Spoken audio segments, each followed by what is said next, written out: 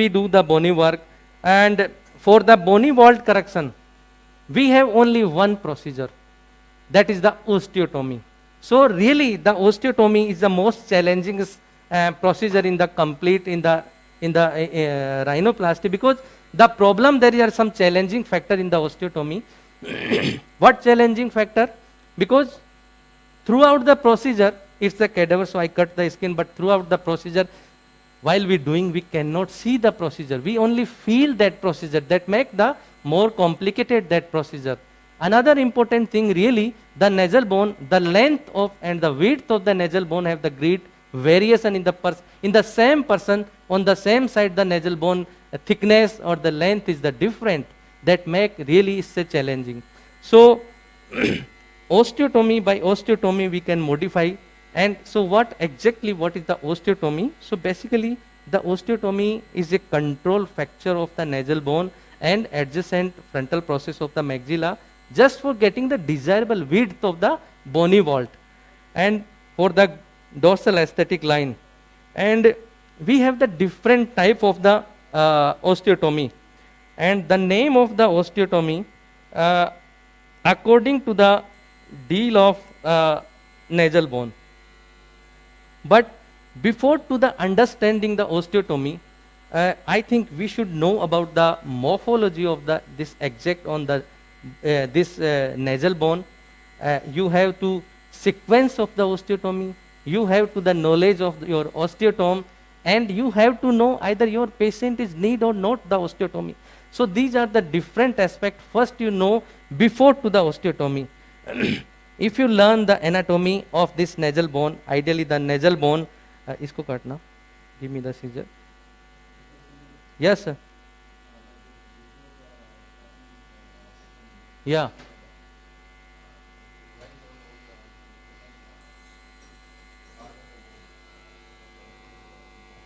Okay.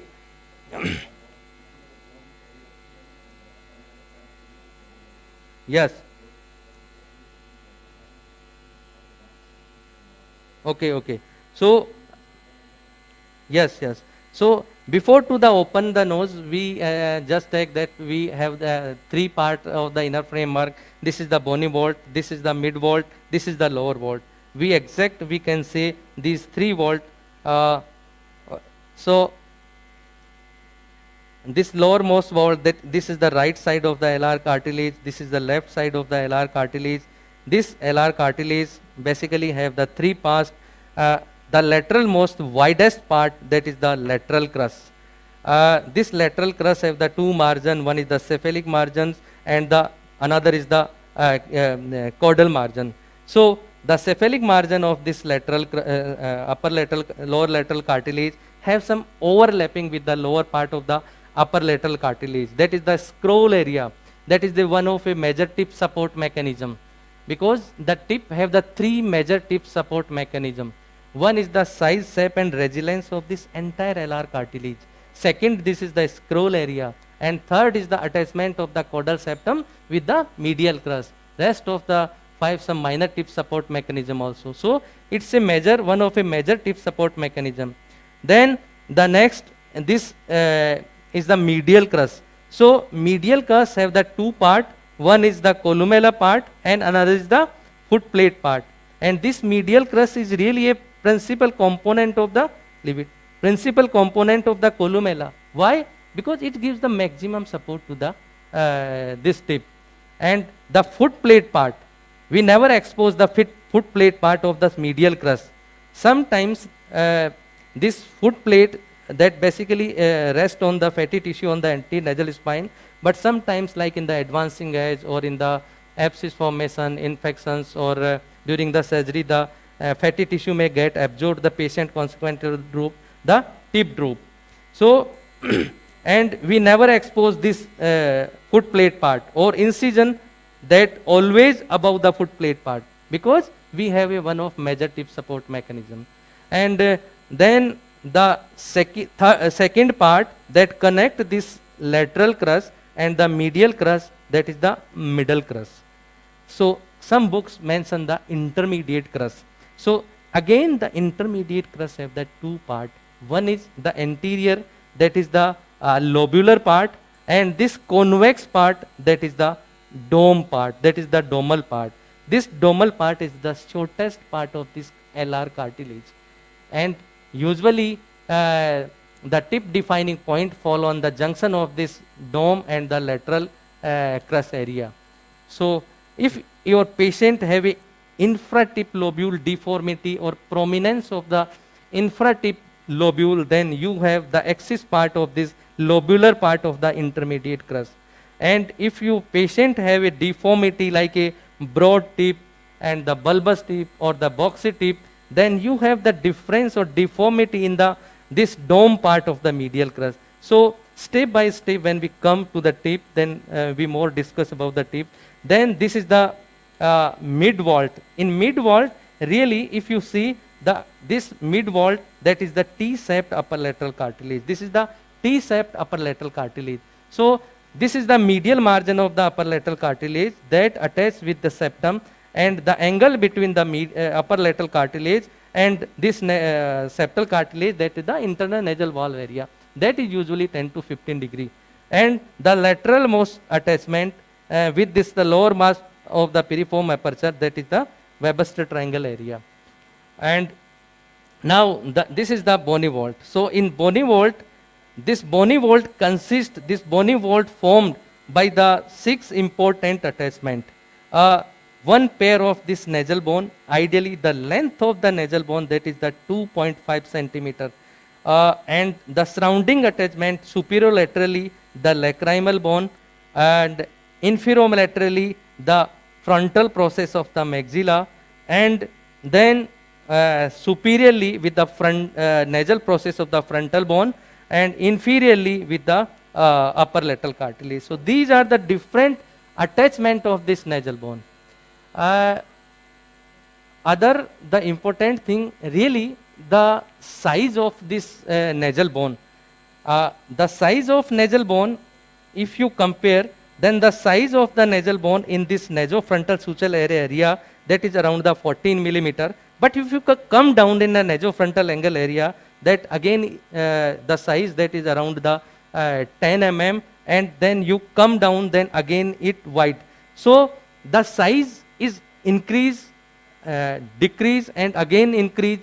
That is responsible for the our dorsal aesthetic line, because the shape of nasal bone is a hourglass manner.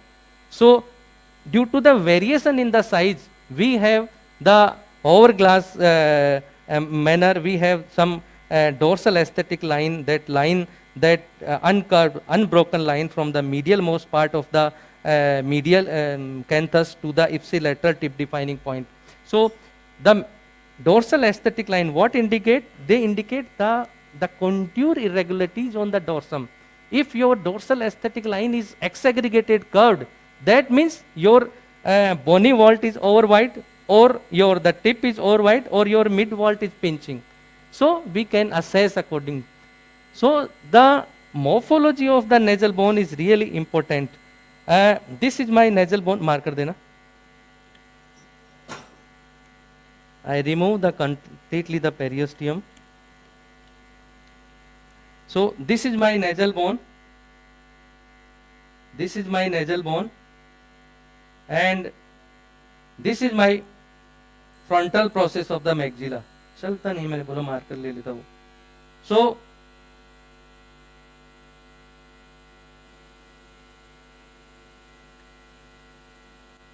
now this is my nasal bone, and this is my frontal process of the maxilla. Now for the correction of the deformity of this bony vault, we have the different type of the osteotomies. When you deal with the medial part, then with the median osteotomy. If you deal with the lateral most part, then it's the lateral osteotomy, and part between this upper and the lower, then is the intermediate osteotomy and the transverse osteotomy. So, but if you go behind the motto of all these osteotomy, then the goal of the osteotomy is the same, with reposition of the nasal bone, but we maintain their stability, getting the good dorsal aesthetic line. And we have the different indication of the osteotomy. Like we have some like deviation of the dorsum, or sometimes to reduce the overwide dorsum, or sometimes for the if you have a very narrow bony vault, then for the widening of the bony vault we also use the osteotomy. So these are the different indication of the osteotomy. First we do the median osteotomy. So the indication of the median osteotomy is same, but for the median osteotomy, first the important thing, we engage the osteotome. The engagement of the osteotome is important. Where you engage your osteotome. So you engage your osteotome, look that this is my upper lateral cartilage, this is my septum. So I engage my osteotome at the junction of this nasal bone and the septum. So in parasagittal manner, not exactly on the midline, not exactly on the midline. That's why we usually call this paramedian osteotomy. Now you engage it and you little bit above this your osteotome. So throughout the procedure you can palpate this. Now after the engagement you use the two-tap technique. You ask your assistant and hold it together. You ask your assistant, you use that two-tap technique, but the pattern of the further, that in a 20 degree from the midline, you fed it from the 20 degree midline. So you never enter in the thick part of the nasal bone, because the nasal bone in this radix area is the very thick, around the 14 millimeter compared to the lower part. So that is a very thick. If you enter in the thick area, then you create the deformity. You tap.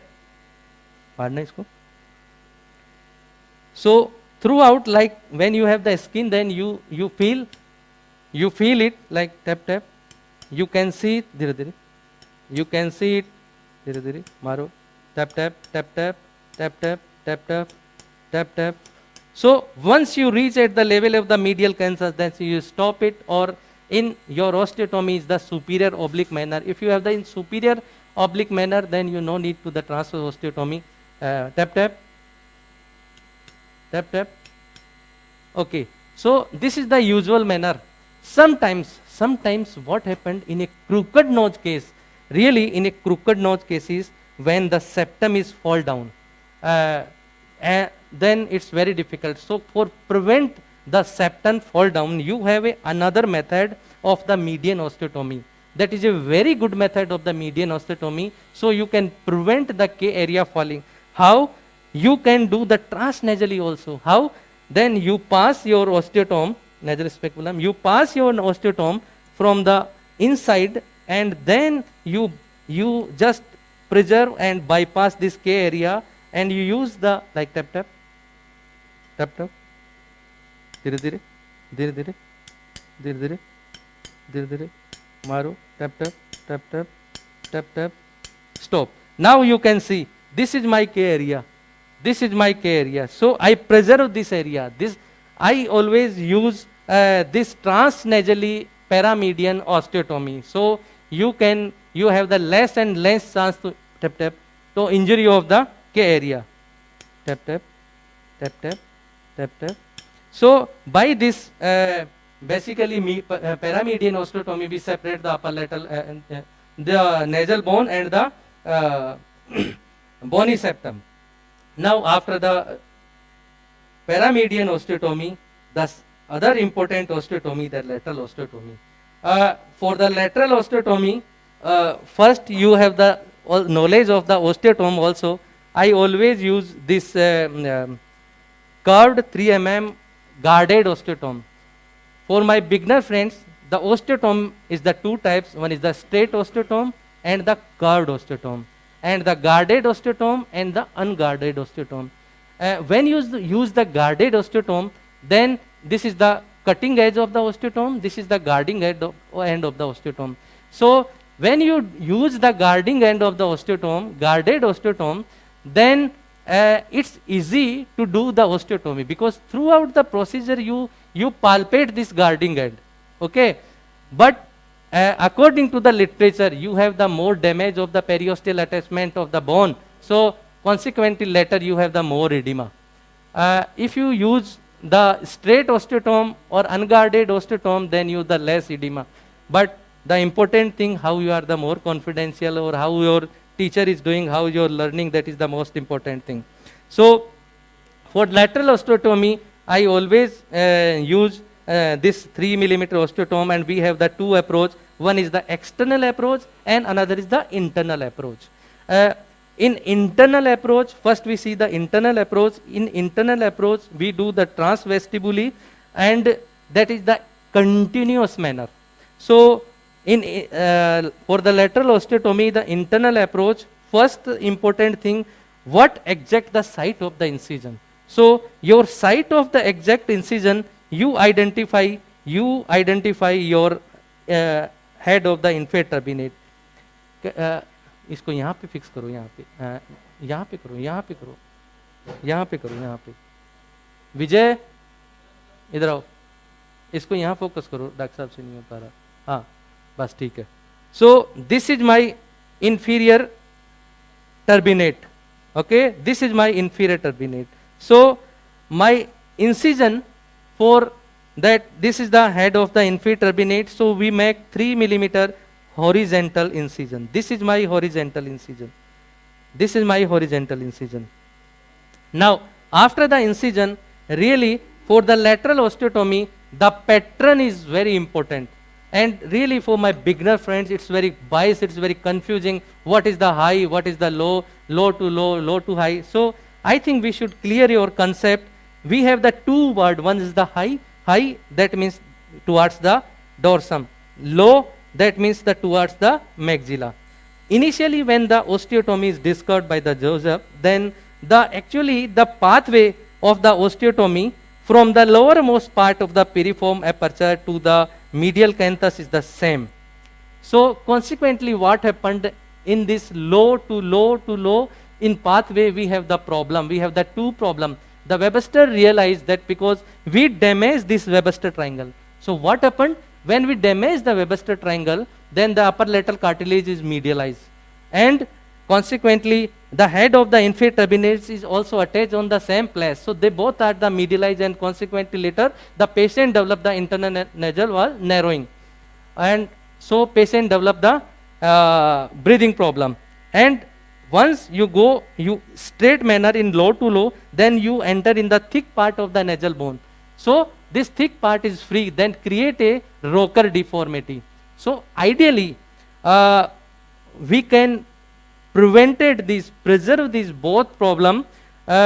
We go little bit higher. That means we preserve the attachment of this lateral most part. So we engage our osteotome. एक minute, थोड़ा सा इसको और expose करना है, तो अपन देख सकें भाई अपना क्या है इसका। So we engage, and when you engage your lateral osteotome, then this guarding end is outside. This guarding edge is outside and this cutting edge is inside. So I just engage my osteotome, and your osteotome is vertical in this like manner, not like initially, because we engage it and you use that two tap technique. Ask your assistant and gradually go down, tap tap, gradually go down, tap tap, tap tap, tap tap, tap tap. Okay, now we see where we are exact working. एक minute. So where we exactly working, there are so many times the osteotome is slipped and you reach at the level of the medial canthus and you rotate your bone, then you frustrate because the osteotome is not properly. So look that, tap tap, tap tap. So once you reach at the level of just parallel to this nasofacial groove, then you change your direction of your hand, like you hold like this. So, and this is my guarding hand. जो एक minute दिख नहीं रहा, उसमें दिखाना. Can you appreciate? Yes. So this is my guarding hand. Tap tap, tap tap, tap tap, tap tap, tap tap, tap tap.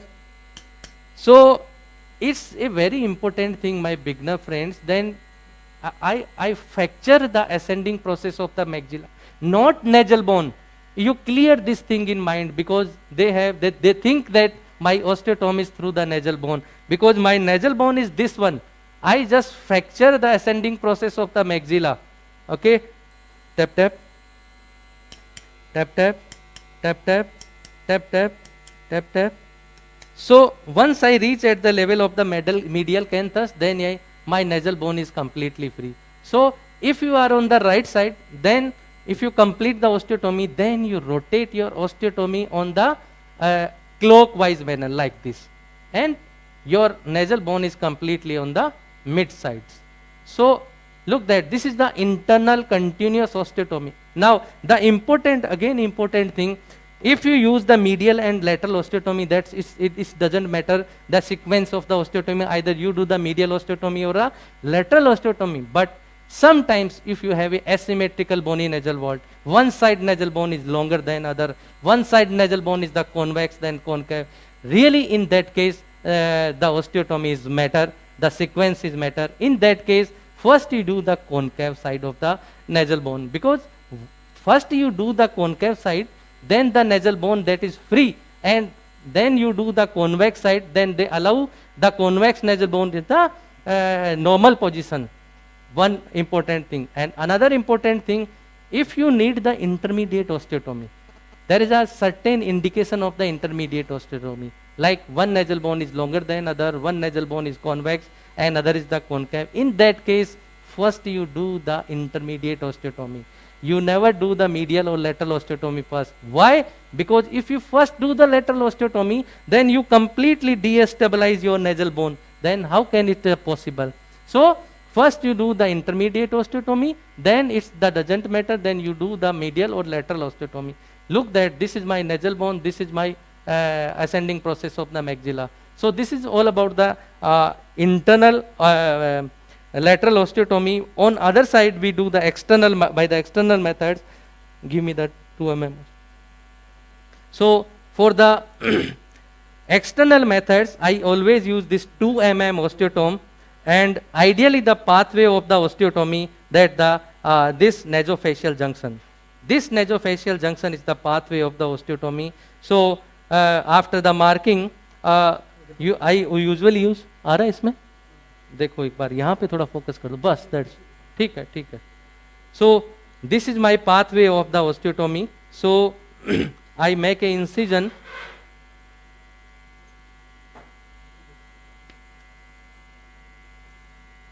and now the manner that used for the external osteotomy, just like a postage stamp manner. And how you hold your osteotome, not exact 90 degree, that should be the 70 degree, so you cannot injure the bony septum. And once you make like a hole in tap tap in nasal bone, tap tap, tap tap, tap tap, tap tap, okay, then again you swap it, tap tap, and between the perforation, ideally you have the 2 millimeter distance between the two perforations. Tap tap, tap tap, okay, tap tap, tap tap. So once you complete, then by the green street fracture, you can look that now the difference, that this side of the nasal bone is completely free. So the external, either the external or the internal, which one is good, really it's a big debate of the matter. When you use the internal osteotomy, then it's easy to doing, and you have the more mobility of the nasal bone, but you have the more edema after the post-operative period. And if you use the external methods, then you have the less chance of the edema. So which one is good? It's a matter of the comfort, then how you are the more comfort, either the external or internal, ultimately the patient deformity that should be correct. And when you decide that your patient is either the osteotomy need or not, so for that, if your bony base width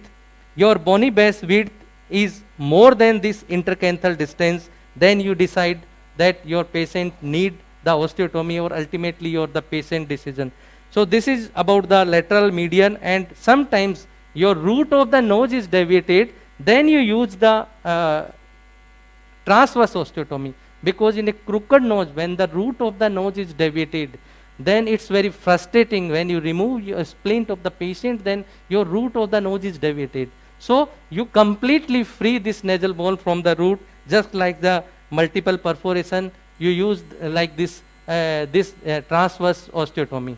So these all about the different type of the osteotomies. Now